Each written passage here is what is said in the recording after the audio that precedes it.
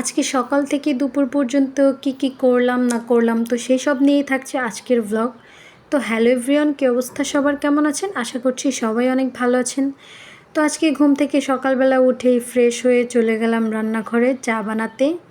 তো দেখতেই পাচ্ছেন আমি অলরেডি চা বানিয়েই ফেলেছি।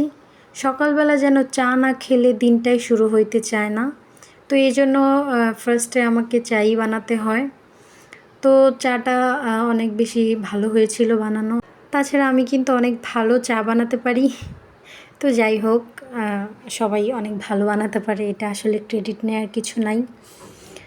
তো এই পর্যায়ে দেখতে পাচ্ছেন আমার চা বানানো একদমই কমপ্লিট। আমি একটু দেখাচ্ছি আপনাদের, অনেকটা লোভনীয় হয়েছে রাইট? আপনাদের দেখলেই খেতে মন যাবে।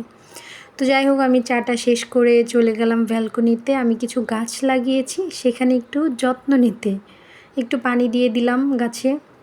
দেখেন আমার অনেকগুলো অ্যালোভেরা গাছ হয়েছে। আমি একটা মাত্র অ্যালোভেরা গাছ লাগিয়েছিলাম, সেইখান থেকে আমার এতগুলো হয়ে গিয়েছে। তো এরপরে আমি সকালের খাবারটা খেয়ে নেব। কালকে রাতের কিছু ভাত ছিল, তো আসলে ভাত ফেলে দিতে আমার অনেক বেশি মায়া লাগে। ভাত নষ্ট করা মানে একদমই আমার পছন্দ না। তো এই জন্যই আমি রাত্রেবেলায় ভাতে একটু পানি দিয়ে রেখেছিলাম, দেন আমি সকালবেলায় এই পানি ভাতটা খাচ্ছি। পানি ভাত কিন্তু খেতে ভালোই লাগে। তো খাওয়াটা শেষ করে আমি দুপুরে রান্নার জন্য প্রিপারেশন নিচ্ছি। তো এর জন্য প্রথমে আমি ফ্রিজে থেকে ইলিশ মাছ বের করে নিয়েছি। তারপর সিঙ্কের মধ্যে দেখলাম অনেকগুলো প্লেট জমে আছে, তো সেগুলোই আগে ক্লিন করে নিচ্ছি। তো এই পর্যায়ে আমার ক্লিন করা শেষ। এখন আমি সেই ভিজিয়ে রাখা মাছগুলো দেখেন ছেড়ে গিয়েছে, তো ভাবলাম যে এটাকেও ক্লিন করে নেই সাথে সাথে। তো দেখতেই পাচ্ছেন এই পর্যায়ে কিন্তু মাছগুলো আমার খুব ভালো মতো ধোয়া শেষ। আমি একটা মাটির প্লেট, এইটা হাফ প্লেট এটা, তো এখানে আমি তুলে নিচ্ছি। তো এরপর আমি রান্নার প্রসেসিংয়ে চলে যাচ্ছি। আমি নর্মালি যেভাবে ইলিশ মাছটা রান্না করি খুবই কম মশলাতে, তো সেভাবেই দেখতেই পাচ্ছেন আমি রান্না করছি। তো আমি এখানে মাছটা ভেজে রান্না করব না, আজকে মাছটা আমি কষিয়ে রান্না করছি। তো সব মশলা আমি একসাথে কষিয়ে তারপরে সেখানে মাছটা দিয়ে তারপর কিছুক্ষণ মাছটা উল্টিয়ে পাল্টিয়ে কষিয়ে নিচ্ছি।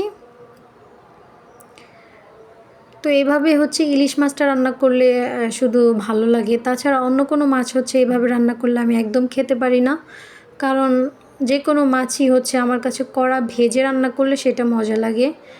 কারণ আমার মাছের একটা না হলে একটা কাঁচা কাঁচা গন্ধ লাগে যদি কষিয়ে রান্না করা যায়। তো শুধু ইলিশ মাছটা আমি এইভাবে রান্না করি, এভাবে রান্না করলে কিন্তু ঘ্রাণটা ভালো থাকে। তো দেখেন আমি উল্টে পাল্টে কষিয়ে নিয়েছি, তারপরে পরিমাণ মতো ঝোলটা অ্যাড করে দিয়ে ঢাকনা দিয়ে ঢেকে দিব। তো এইভাবেই ঢাকনা দিয়ে ঢেকে আমি প্রায় 10 মিনিটের মতো রান্না করে নিয়েছি। তো এই পর্যায়ে কিন্তু আমার তরকারিটা একদমই রেডি। তো এইটাই তরকারির ফাইনাল লুক। তরকারিটাও ভালোই হয়েছিল, আমার কাছে ভালোই লেগেছে। তো ভিডিওটা যদি ভালো লাগে অবশ্যই কিন্তু একটা শেয়ার করে দিবেন। তো এদিকে দেখেন রান্না শেষ করতে না করতেই বাহিরে প্রচুর বৃষ্টি শুরু হয়ে গিয়েছে। তো এখন আমরা বৃষ্টি উপভোগ করব। তো যাই হোক, ভিডিওটি আজকের মতো এই পর্যন্তই। সবাই ভালো থাকবেন, সুস্থ থাকবেন। আল্লাহ হাফিজ।